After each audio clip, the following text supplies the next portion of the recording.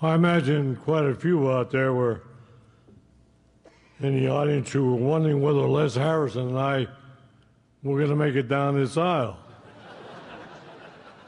Well, so were we. But you notice that that incline is pointing down here, so thank God it's downhill most of the way.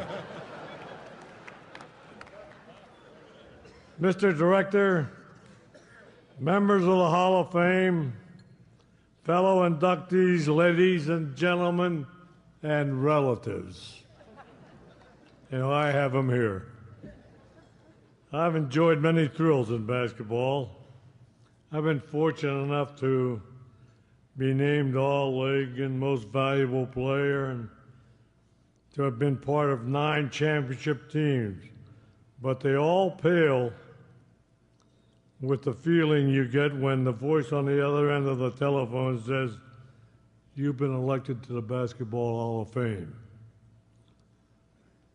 Suddenly you realize you've been chosen to be among a select group of people. I received that call in February, and I'm not off the ceiling yet. Sometimes I feel like I started this game soon after Naismith threw up the first ball. I played ball when the ball had laces, in nets and cages, when the Harlem Globetrotters played you seriously. I played against John Wooden when he was a young boy, before he created his UCLA dynasty, and Chuck Connors before he became the rifleman.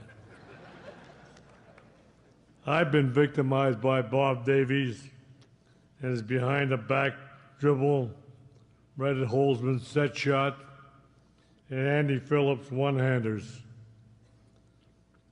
I've been dumped by Al Servey, dumped that is, and run into George Mikan's elbows.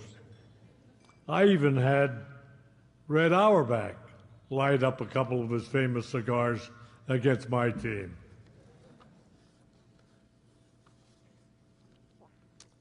But I've also played in the same backcourt as Bobby McDermott, who at the time was the best player in basketball. That was early, much earlier. And I played for great owners like Jerry Archibald, who is the son of the Archibald that played for Dr. Naismith's team. Les Harrison in Rochester, Fred Zollner in Fort Wayne, and I actually feel that Fred Zollner was the guy that took the basketball out of the doldrums. You know, when you played basketball, mostly in the East, in the early 20s and 30s, what the hell, $2, $2.50 was a lot of money. And Jake Embry, our owner in Baltimore. I've watched the NB grow thanks to people like Cousy, Harrison, Bill Russell, Wilt Chamberlain, Elgin Baylor, George Mikan, and Jerry West. I've watched the sport explode on the public as Julius Erving, Michael Jordan, Larry Bird, and Magic Johnson played like they were from another planet. Basketball gave me the opportunity to get a college education and enabled me to meet my wife, who spent most of our married life keeping a home and raising our daughter, Tony, who was then known as Hoops,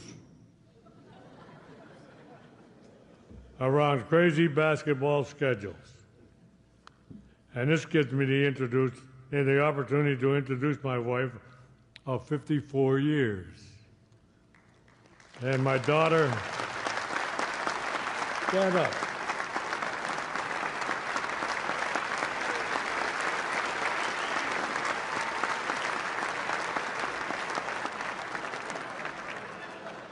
My daughter, Tony, better known as Hoops, and my 3 grandchildren, Jimmy, Kristen, and Michael. Where are you? Get up.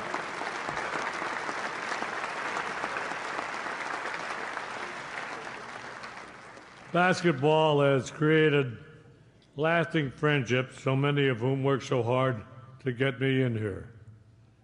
My special thanks to Harvey Kasoff. Where is he? Seymour Smith, Ken Mason, and Les Harrison.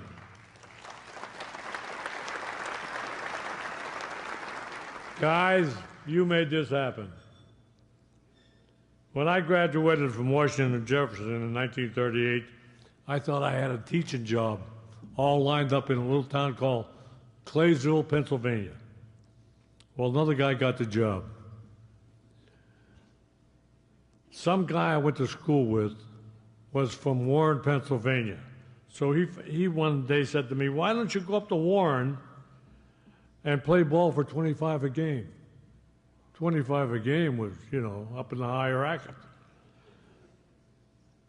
So now every time I drive past Claysville, I say a little prayer of thanks. Tonight, you folks have given me the most wonderful reason to say thanks. Thank you.